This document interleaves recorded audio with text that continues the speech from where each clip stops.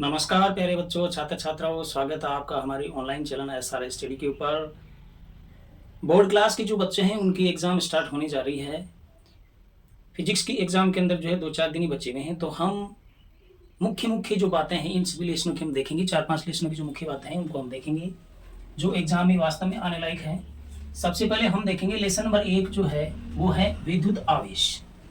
विद्युत आवेश और क्षेत्र इस लेसन का नाम है। इसमें से देखिए सबसे पहले हम देखेंगे कि आवेश क्या होता है। आवेश होता क्या है? जब दो वस्तुओं को आपस में रगड़ते हैं यानी घर्षण के कारण उत्पन्न होता है। आवेश जो होता है घर्षण के कारण उत्पन्न होता है, ये ध्यान रखना। आवेश सामान्यतः जो आवेश होते हैं वो दो प्रकार के होते हैं। धनावेश नंबर 1 धनावेश, नंबर 2 जो होता है ऋणावेश होता है। धनावेश और ऋणावेश। यदि हम मान लिया जाए कि एक रेशम का वस्त्र लेते हैं और उस रेशम के वस्त्र के ऊपर यदि हम प्लास्टिक या कोई एबोनाइट की कोई छड़ है उसको यदि हम रगड़ते हैं तो देखिए क्या होगा कि एबोनाइट की जो छड़ है उसके ऊपर प्लास्टिक की छड़ मान सकते हो, एबोनाइट की जो छड़ है उसके ऊपर तो हो जाएगा धनावेश उत्पन्न हो जाएगा, वह रेशमी वस्त्र के ऊपर जो है ऋणावेश उत्पन्न हो जाएगा। तो इस प्रकार से आवेश उत्पन्न होते हैं। आवेश उत्पन्न होने का मतलब है, धनावेश का जो मतलब होता है वह होता है इलेक्ट्रॉन की कमी। इसका मतलब होता है इलेक्ट्रॉन की कमी, जबकि ऋणावेश का जो मतलब होता है वह मतलब होता है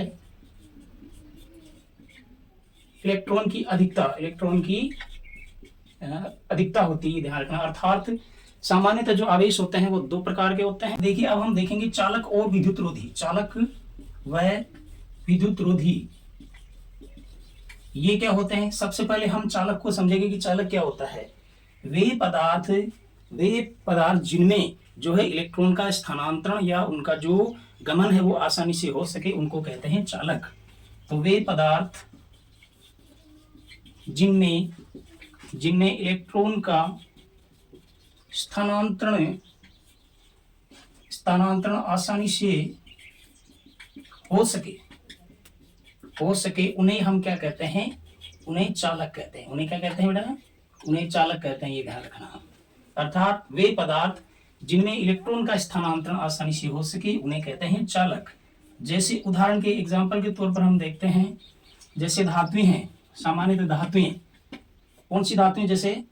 जैसे कॉपर है, जैसे चांदी है, जैसे एल्यूमिनियम है। ये जो सभी धातुएं हैं, सामान्यतः ये जो धातुएं हैं वो सभी क्या हैं?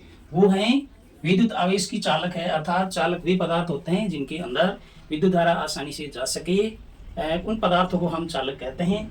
दूसरी बात करें हम फिर हम देखेंगे विद्युत रोधी पदार्थ। ये कौन से पदार्थ होते हैं? वे पदार्थ जिनमें इलेक्ट्रॉनों का प्रवाह नहीं होता है, ये ध्यान रखना, नहीं होता है। उन पदार्थों को हम क्या कहते हैं? विद्युत रोधी कहते हैं। जैसे प्लास्टिक है, जैसे रबर है, ये जो है वो क्या है? आपके विद्युत रोधी है। तो ये तो सामान्य बातें हैं। अर्थात चालक और विद्युत रोधी में क्या अंतर है? एग्जाम के अंदर एक आध नंबर का पूछ लेते हैं कभी कभी। चालक और विद्युत रोधी के अंदर अंतर है। चालक वे होते हैं वे पदार्थ जिनके अंदर इलेक्ट्रॉन का स्थानांतरण आसानी से हो सकता है, उन्हें चालक कहते हैं। उसी के साथ में उदाहरण इनके सामान्यतः जो है धातु जो है कॉपर, चांदी, एल्यूमिनियम, सोना, ये सभी क्या है? ये आपकी चालक है। उसी के साथ में विद्युत रोधी किसे कहते हैं? वे पदार्थ जिनमें इलेक्ट्रॉन का प्रवाह नहीं होता है उनको हम क्या कहते हैं? विद्युत रोधी कहते हैं। उदाहरण जैसे प्लास्टिक है, रबर है, एबोनाइट है, तो ये सभी क्या है? विद्युत रोधी के उदाहरण हैं। इसके बाद में नेक्स्ट हम देखेंगे इसमें कूलाम का नियम। देखिए बहुत ही इंपॉर्टेंट है। माना कि अपने पास में दो वस्तुएं हैं, एक वस्तु है ए, दूसरी वस्तु है बी। मान लो कि इनके ऊपर आवेश है, ये वस्तुएं आवेशित है, इसके ऊपर आवेश है Q1, इसके ऊपर आवेश है Q2। वह इनके बीच की जो दूरी है R। तो इन पर लगने वाला बल, इनके मध्य जो आकर्षण बल लगेगा, इनके ऊपर लगने वाला जो बल है वह देखिए क्या होगा? लगने वाला बल आवेशों के गुणनफल के समानुपाती होता है। नंबर 1 इसमें हम देखेंगे तो लगने वाले जो बल है वह क्या होता है? आवेशों के गुणनफल के समानुपाती होता है। तो F समानुपाती होता है Q1 इंटू Q2। इसे समीकरण नंबर 1 नाम देते हैं। इसके बाद में दूसरी बात हम देखेंगे, लगने वाला जो बल है, लगने वाला जो बल है इनके मध्य की दूरी के व्युत्क्रमानुपात वर्ग के व्युत्क्रमानुपाती होता है। दूरी के वर्ग के व्युत्क्रमानुपाती होता है। ये देखिए, लगने वाला जो बल F है वह व्युत्क्रमानुपात में होगा 1/r²। दूरी के वर्ग के व्युत्क्रमानुपाती होता है। इसको हम समीकरण नंबर 2 नाम दे सकते हैं। ध्यान रखना, अर्थात कि इनके मध्य लगने वाला जो बल है वह आवेशों के गुणनफल के समानुपाती होता है। तो F समानुपाती Q1 Q2। और दूसरी जो बात है कि इनके मध्य लगने वाला जो बल है इनके बीच की दूरी के वर्ग के व्युत्क्रमानुपाती होता है। तो F व्युत्क्रमानुपाती 1/r² होगा। जब हम समीकरण नंबर 1 और समीकरण नंबर 2 से देखें क्या प्राप्त देखेंगे हम समीकरण 1 व 2 से क्या प्राप्त होगा। समीकरण और 1 और 2 से प्राप्त होगा F समानुपाती है Q1 Q2 बाई r²। ये देखिए, यहाँ पर हम देखेंगे कि F समानुपाती है Q1 Q2 बटा r²। अर्थात कि इसके अनुसार हम नियम लिख सकते हैं। कूलॉम का नियम हम देखेंगे कि दो आवेशित पदार्थों के मध्य लगने वाला बल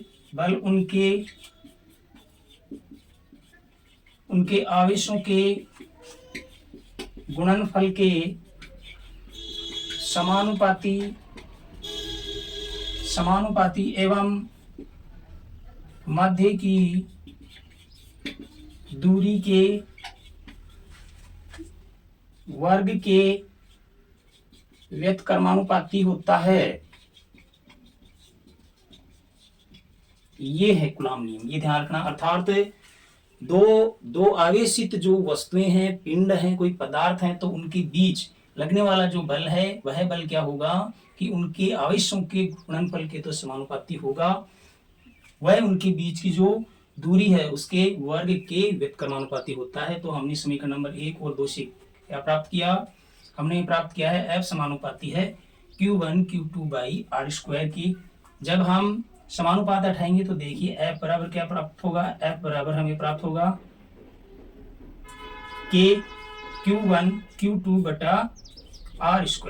यहाँ पर जो K है वो क्या है, एक नियतांक है। यहाँ पर K क्या है, यहाँ K बराबर नियतांक है जिसका मान K बराबर होता है 1/4πs/0 होता है। वो हम इसको इस प्रकार से भी लिख सकते हैं, ध्यान दीजिए। तो F बराबर 1/4πs/0 Q1 Q2 बटा r²। ये कूलॉम नियम है। ये क्या है, कूलॉम नियम है। अर्थात दो आवेशित पदार्थों, पिंडों, वस्तुओं के मध्य लगने वाला जो बल है उनके आवेशों के गुणनफल के समानुपाती होता है। वह उनके बीच की जो दूरी है उनके वर्ग के व्युत्क्रमानुपाती होता है। यहाँ पर जो एस्पाइलिन नोट है वह यहाँ पर एस्पाइलिन नोट जो है वह क्या है, वह है निर्वात की विद्युतशीलता है। और इसका जो मान होता है वह मान होता है 9 गुणा 10⁹ newton metre square by coulomb square. तो यहाँ पर जो है ना एस्पाइलिन नोट जो है वह है निर्वात की विद्युतशीलता है जिसका मान होता है 9 गुणा 10⁹ newton metre square by coulomb square होता है। और ये नियम बहुत ही इंपॉर्टेंट है, एग्जाम में अब की बार जरूर आएगा, ये ध्यान रखना आप। अर्थात दो पिंडों के मध्य लगने वाला जो बल है वह क्या होगा, वह जो है उनके आवेशों के गुणनफल के समानुपाती होगा और उनके मध्य की दूरी के व्युत्क्रमानुपाती होगा। जरूर जरूर याद रखना, एग्जाम में बहुत इंपॉर्टेंट है आने के लिए। देखेंगे थोड़ा सा इसको जो आगे बढ़ाएंगे। यदि यदि पदार्थ या पिंड कहाँ पर हो, पिंड किसी माध्यम में हो, किसी माध्यम में हो, माध्यम में हो उस समय देखिए उनके मध्य लगने वाला जो बल है वह क्या होगा, वह होगा Fm यानी माध्यम, वही होगा AQ1 Q2 बटा आर स्क्वायर। इसको इस प्रकार से लिख सकते हैं 1/4 pi epsilon naught Q1 Q2 by r square.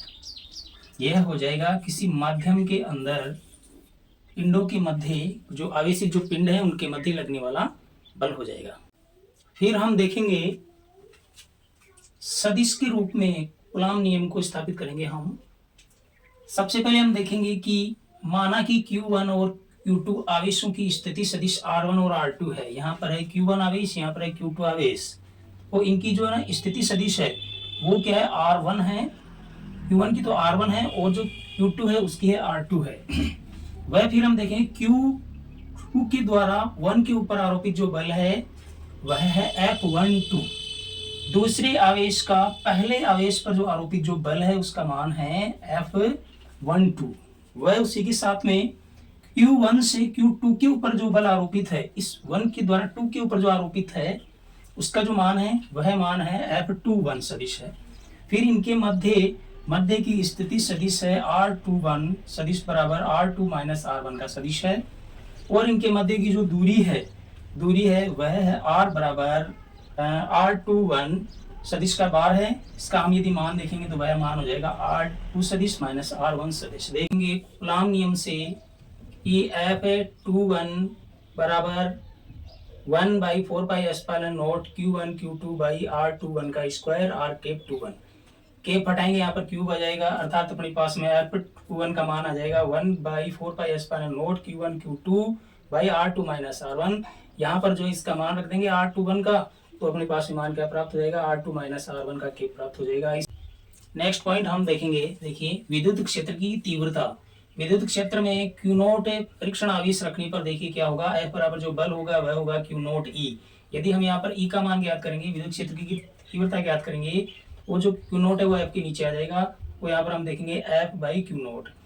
वो देखिए E बराबर क्या होगा, E बराबर होगा बल बटा उसके ऊपर जो आवेश है वह आवेश हो जाएगा। विद्युत क्षेत्र की जो तीव्रता होगी वह है, उसकी जो इकाई होगी वह होगी न्यूटन बाई कूलॉम होती है। विमा जो होती है वह होती है M0L0 T-3A-1 होती है। तो यह भी एक नंबर का क्वेश्चन बन सकता है। विद्युत क्षेत्र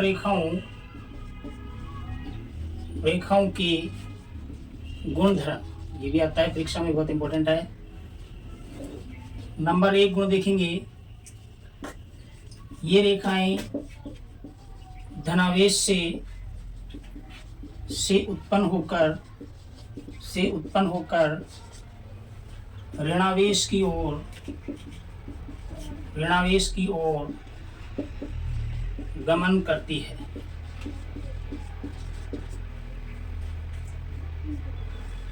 प्लस से निकलती है, जाती कहाँ पर है, माइनस की ओर जाती है। अर्थात विद्युत क्षेत्र रेखाएं जो होती है धनावेश से उत्पन्न होकर के ऋणावेश की ओर गमन करती है। नंबर 2 हम देखेंगे, ये रेखाएं बंद वक्र में होती है। जो मार्ग होता है इनका बंद होता है, अर्थात बंद वक्र में होती है। नंबर 3 हम देखेंगे, ये रेखाएं समांतर होती है। ये रेखाएं क्या होती है, समांतर होती है, परस्पर प्रतिच्छेद नहीं करती है, परस्पर प्रतिच्छेद नहीं करती है। नंबर 4, समान आवेश वाली रेखाओं में आकर्षण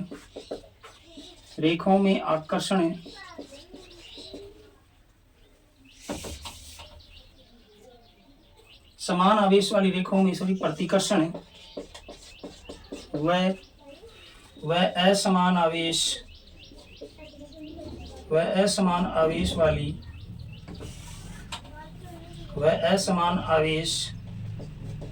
वाली रेखाओं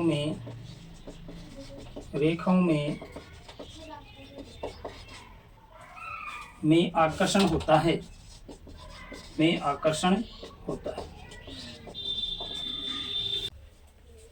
नंबर 5 देखेंगे कि इनके भीतर विभव का मान शून्य होता है।